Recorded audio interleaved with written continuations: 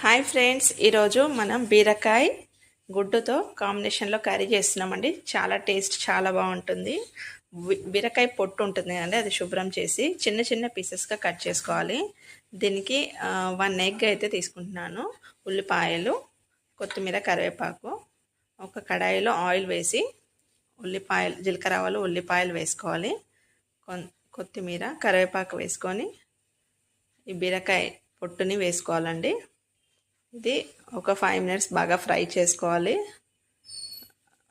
Quantity తక్కువ తీసుకుంటే మనకు ఇద్దరికి సరిపోయేంత తీసుకుంటే సరిపోతుందండి.